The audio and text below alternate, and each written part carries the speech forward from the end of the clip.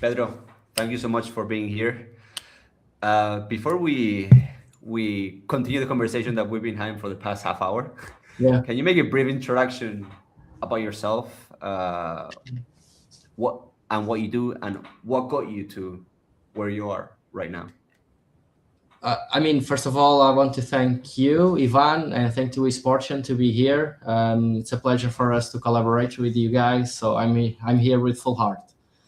And so I'm Pedro Almeida Couto. I'm the Director of Education Scientific Research of the Portuguese Esports Federation. Um, and basically, I started working in esports while I was. So I had the idea when I was doing my PhD in Milan, and I went to a gaming cafe or esports cafe that I didn't know about because esports was like completely unknown to me. And then I saw some people playing League of Legends and people commentating on the game, which was unusual to me. I never saw anything like that. But I fell in love with it. I called my best friend and said, when I arrive to Portugal, when I finish this, and when I arrive to Portugal, I will apply for esports teams because I found my love. And that's what I did. When I arrived in Portugal, I applied to a bunch of teams, and in the end, I chose Betclic Apogee Sports. So I stayed there as director of operations for some years, I'll say. And then yeah, I jumped to the Portuguese Esports Federation, and yeah, we're trying to do a lot of things, but I imagine that we are going to discuss them. Yeah. Yeah, I mean, this live talk usually involves esports and education. So I guess now that you Yeah. mentioned the federation, so Yeah. how do you guys focus on the intersection of like putting education in your federation plans? Okay. Well, so the federation hired me as the director of education, and because they really believe that education is very important for Mhm. esports, and I believe that deeply too. So I really embody that thought. So education, for me, it's at the core of the esports ecosystem because we are always seen as outsiders in for the regular sponsors. They don't want to do something that continues to put young people even more time in the computer, which is kind of an irony because all of us work at least 8 hours a day in our computer. But they are completely right. Our idea is not to put them even more hours in front of the computer. We want them to have healthy hours in front of the computer because they are already going to do that. They are already playing online gaming. They are already doing those kinds of activities with their friends. We are doing that as well, I imagine, Ivan. So what we can do as a federation is trying to develop like guidelines to educate, to go to schools, to go to universities, say, well, listen, you can play, but if you play this way, you can actually be more competitive, and it can actually be more fun to you as well because you play as a team, and if you don't solo queue a lot, Mhm. because solo queue is very frustrating. And when you find a team that wants to develop as your way, and you find a schedule to do that, the game starts to you start to lose that love hate relationship that you have with the game. So we really want to get rid of toxic behavior, misogyny, racism, and we know that uh, actually from feedback as well from our Portuguese female players, that is a very problematic thing. Not only in Portugal, unfortunately, I'll say around the world, because female players are treated differently as well in the online ecosystem, which is a Mhm. shame, Ivan, because this is one of the few sports where women and men can compete in the same category with any difference. It's just a controller, a PC with keyboard and mouse, or a PlayStation or an Xbox. They can Mhm. literally compete in the same. So that's also another thing that we are actively trying to battle. So yeah, I'll say that at least as far as the Portuguese Esports Federation goes, education is super important, and it's at the core of our existence. And Pedro, right now, like how's the education system embracing esports in Portugal? Is there any high school leagues? Are high schools having esports as an extracurricular activity, or is there university league? Are universities having a team, or like providing a space for students to have a team? So that's one of the things that makes me certain that the work that we are doing, it's the right one. So the universities and schools as well, we are seeing a change in terms of patterns of behavior. And right now we are seeing a lot more of universities even adopting courses about esports. And we don't need to be back a lot of time. So even if we go 5 years back, we don't see any course on the university regarding esports. And we are now seeing that, which is amazing, honestly. Not only on the university level, but also in the school level as well. So undergraduate students can also experience esports as a way to finalize their obligatory studies. So in Portugal, you need to have 12 years of study completed successfully in order to because it's by the law, you need to do it. And right now you can do courses that are heavily focused on esports, and that 5 years ago that would be a mirage, I'll say. And and from a university level, we have a lot of postgraduate courses really into esports as well, which is something that makes me very proud of. And also, I have to say that FADU, which is the academic federation, also has esports competition. And more than that, they every year they have competitions, of course. They have for esports and traditional sports, but they do a thing that makes me really proud, which is that every year they nominate candidates for best player of the year, and we had someone from esports there, which is kind of a game changer, right? To have someone that plays a very good level of esports to be compared in the same way as someone who plays football or basketball. So for us, it was a moment of delight, I'll say. So things are changing, and things are changing very fast in terms of education, I'll say. And you mentioned there like esport courses. Like, what's in your opinion, being in the doing your bachelor's, master's, PhD, like you are very deep into academics. Like, what is, like, in your opinion, like the key factors to identify a good esport course, be a certificate, bachelor's or master's, for those that are interested? So in Portugal, there's a Portuguese medic that says if you are a doctor, a medic, and you only know about medicine, you don't know medicine at all. So I'll say that the same goes for esports. So if you only focus on the esports side, I don't think it's a very healthy course. You need to focus on a lot of things that are around of esports. So for example, maybe I can talk about that in the same way that we develop some courses. So basically, I can say this almost firsthand. So in February,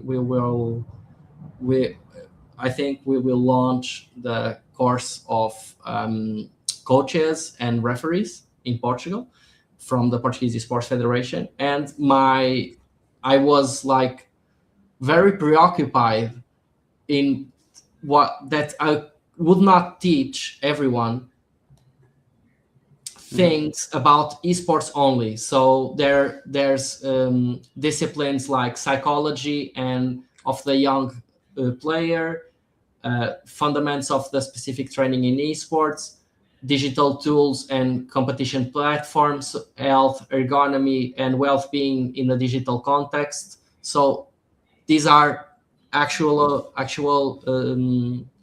disciplines that we will have, and they are not like 100% focused on the esports side of it. So to have a very good esports course, I'll say you need to go a little bit, you need to look from a bird's eye point of view, and to pick things for them to view esports as a healthy way of living and a healthy way of coping, not as something very specific, I'll say, as in other traditional sports. Because, for example, if you play football, there's a your body can only go as far. But if you are sitting down, you can be 12 hours, 14 hours playing Xbox or PlayStation, and you cannot do that by playing football. So there's a problem with addiction that we need to face, and we need to be very critical of. So when you see courses that are preoccupied with that, I'll say that's a very good course. Yeah, I mean, I'm seeing not much in Spain, but in other countries that they're teaching, from my grassroots levels from a young age on how to game, how to compete, how to behave, and all that. And I think we've had it in traditional sports if you've done sports growing up, but I see sometimes many players, like many kids that grind it through, but like don't have those attributes, right? I don't know how to explain it, but like I see that a lot. And like what you just mentioned about the courses of like coaching and referees, like what's the idea behind that? Is it to professionalize more the scene? Is it yeah? I would say so. So Portugal is an example worthwhile in terms of coaches. I'll say not only in football but in other sports as well, and we are trying to replicate the success that other sports have by implementing the general idea that they have, but in an esports way. So I can proudly say that I took a lot of inspiration from the Portuguese Football Federation, from the Portuguese Handball Federation, from the Portuguese Basketball Federation. So they already put a lot of work. They exist for quite some time. They are much more mature than we are. So I took a lot of inspiration and influence by them. But then I tried to focus and understand what's specific about esports. And but again, there's always things that you need to teach and do that are very not about esports per se, but the things that go around esports. But the main goal is to professionalize the scene, so Portugal could consolidate our achievements even higher. So, for example, in Riyadh, we achieved second place in the World Championship in Counter-Strike, and third place in the masculine side, and on the female side we reach third place. And actually our female players have beaten the US team, which was a very strong one. They only lost against France, which eventually they won the World Championship. But yeah, we are very proud of the results that we are having, and we really want to push them, because we are a very small nation, right? So if not Madrid only, but Madrid and another small city are the same size or in terms of population that Portugal. So we need to have a way to compete, for example, with Spain or England or Italy or Germany. And so we are trying to professionalize our coaches and our referees. And also, Ivan, we are trying to bring the experts from every esports to the cars. So Counter-Strike, League of Legends, EAFC. We are really trying to build a strong team of teachers so the best ones in terms of a Portuguese ecosystem. Yeah. So yeah, that our goal, yeah, is to take our coaches and our referees to the next level, I'll say. Yeah. And how do you make sure it doesn't continue like the Wild West? How do you make sure that they buy in, that they do this course, to have a certificate that they completed this course and they're ready, prepared to work as a coach or referee? Because nowadays, what I see a lot, not in every country, but in most countries, is like, yeah, I'm a coach because yeah, I've been a player. I I coached a bit, so I consider myself a coach. Same with referee or agent. Like, hey, I'm an agent, and there's a bunch of like Yeah. agents around, and then there's this malpractices because they don't have a foundation of how to be an agent. So how do you get them to buy in? That's a very good question. So the if I I don't know if you I'll say how familiar are you with the football reality, but I mean, football is one of the most watched. Also, I think it's the most watched sports in the whole world. And even so, agents have a lot of power, and agents still work on loose ends, I'll say. And fans are not very. I'll say generally they are not very happy about them. They are very important to the ecosystem because they brought a lot of.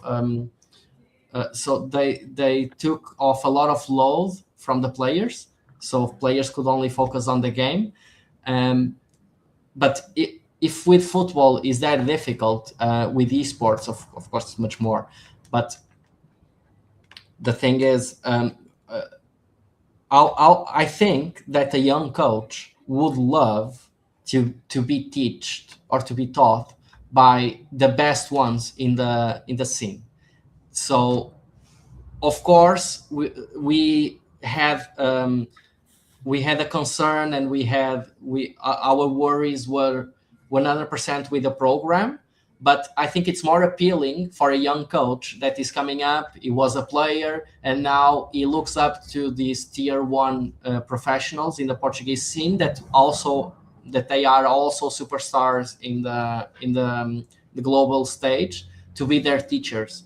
So they can also develop some networking as well regarding that. So I think our goal, our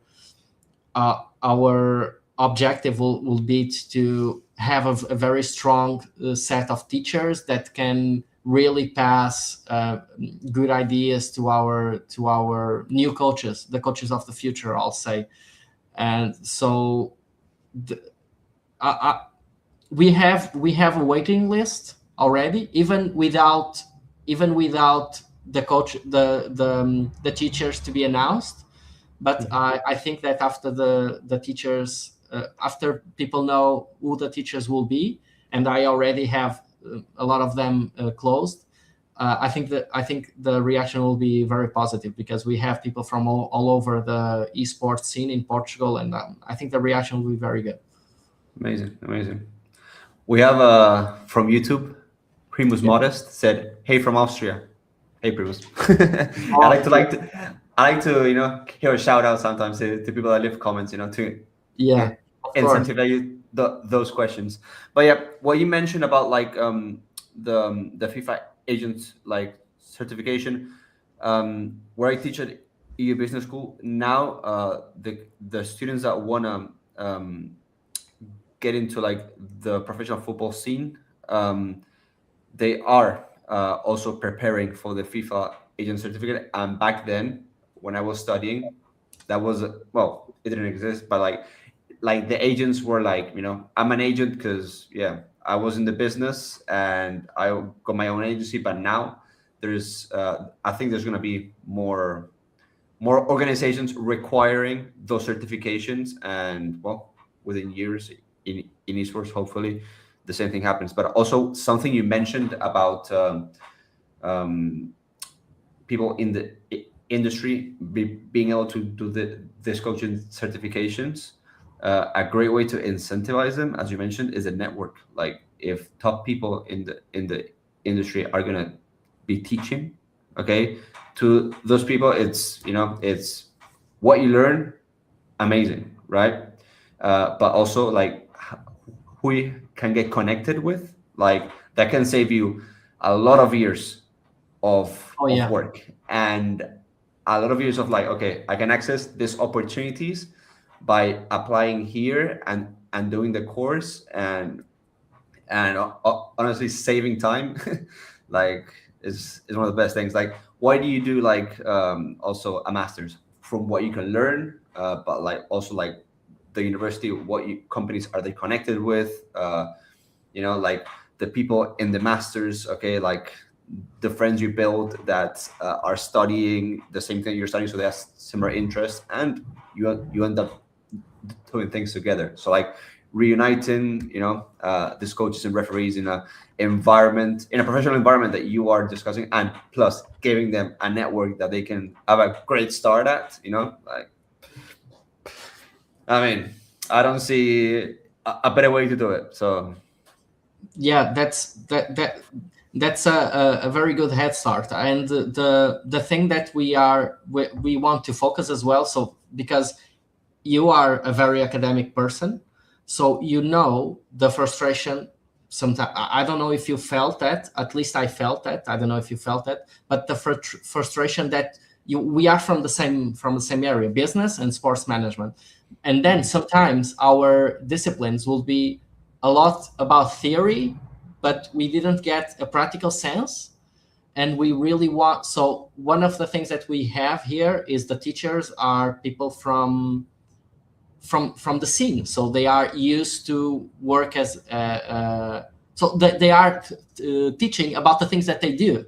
So they are not like teachers on the career level. They don't know how things work from a practical point of view. They really know how to do things. So I think what you said, your phrase was so good when you said you are jumping a lot of years right now, because you are meeting the elite in terms of a professional point of view, but they are also teaching you a lot of mistakes in order for you to avoid. This is not, we don't like to see this as a theoretical course. We really want to see this as a practical course. So yeah, thank you. You really summarize it perfectly. yeah, amazing. I don't know. I think I want to keep track of how you guys are doing, but I'm gonna promote that. I'm gonna promote the growth for sure. Yeah, Thank you so and much. Thank you. for besides the certifications for 2026, what are your, let's say, what is your main objective in the academic area in the federation that you wanna Academic. Well, so 2026, we really want to launch and to be successful first on these referee and coaching courses, but we also want to launch the agent course as well. So the agent course is a little bit different because you cannot enforce it to competitions, but people that want to learn, it's only for people that really want to learn, because afterwards maybe some competition can enforce people to have, so you can only be a referee in this tournament if you have completed this course, or you can always, you can only be a coach and be right, you can only talk to the player during the match if you have a coaching certificate. And I also want to mention this, Ivan. I'm going to your question, but I want to mention this. Prior to the coaching or referee certificate or the program, we work with a company from the UK called Gamewell, and they developed some very, how can I say this, very well thought programs to really focus your there's in the name of the company, Game Well.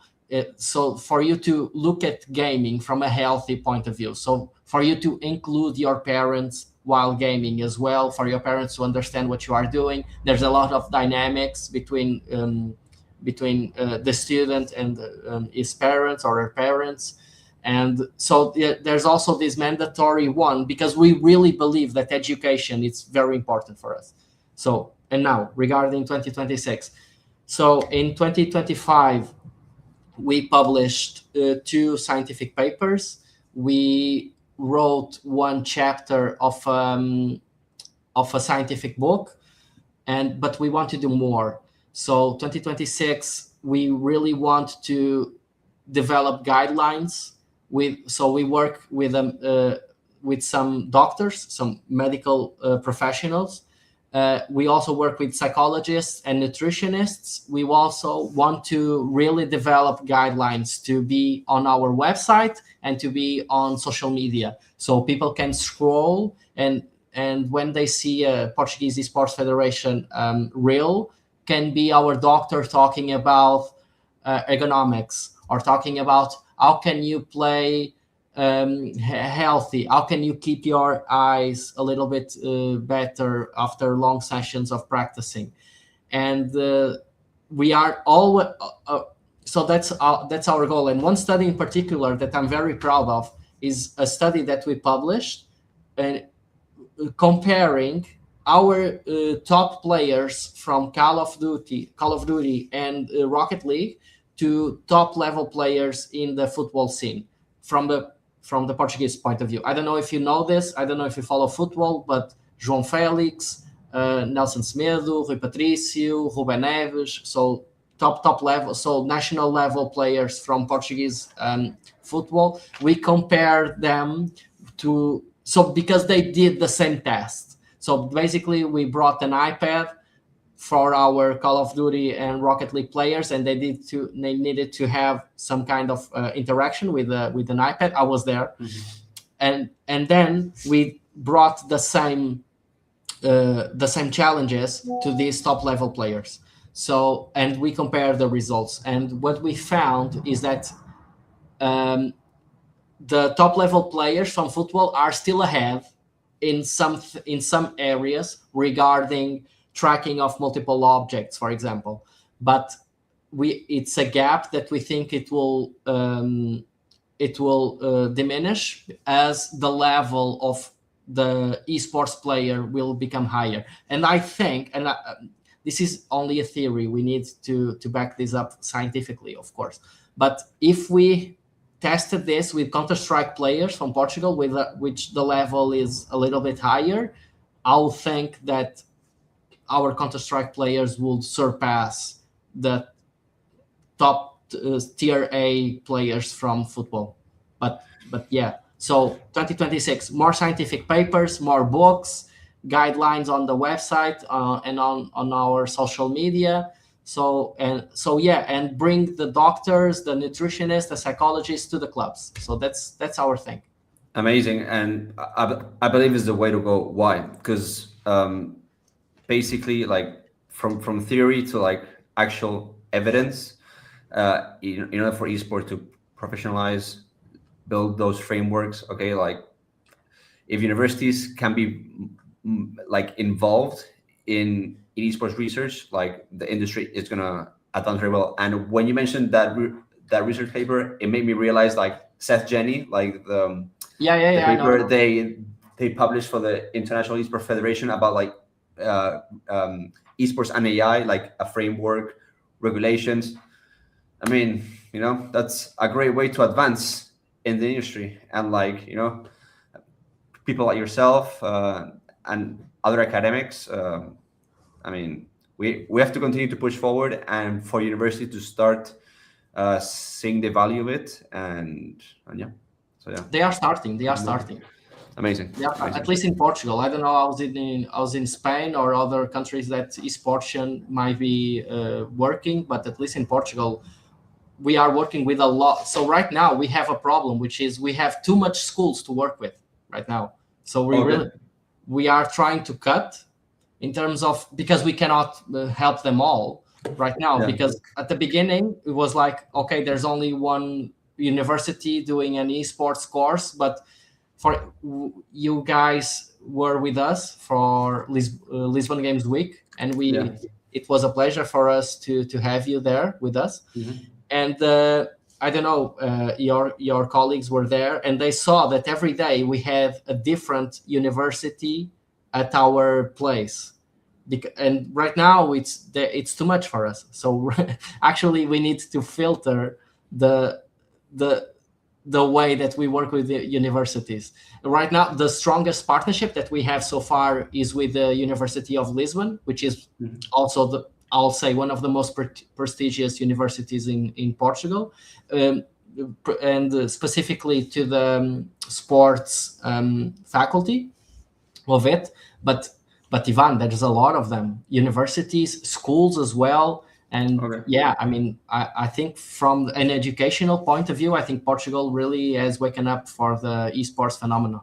I mean, it's amazing to know because out of my ignorance, I didn't know that you had all this, because, but why do universities want to get in the, like, to collaborate with you guys? Is it because for image? Is it because they actually want to push more research papers? Like, what do you think is the main reason behind it? I'll say visibility to the community. I'll say visibility to the community and the sense of recognition. I'll say so. If the course if we look at the course, we see the teachers there, and of course we have some people from the federation teaching there as well. And if we think that the course is adequate, we will back that up.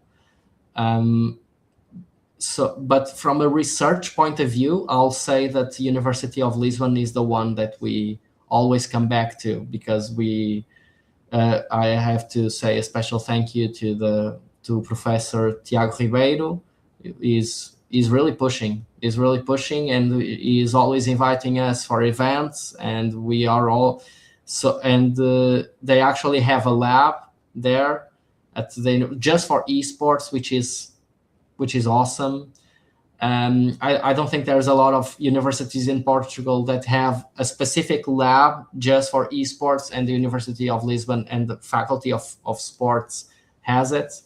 So the correct nomenclature is Faculty of Human Kinetics, but I don't say that in this way because some people may not recognize it as the sports faculty. But the Faculty of Human Kinetics has a lab, and we are partnering with them. And so that they also develop some. They have several. I'm not saying the number out loud because I may be wrong, but they have several PhD students just for esports. So which is amazing to see, right?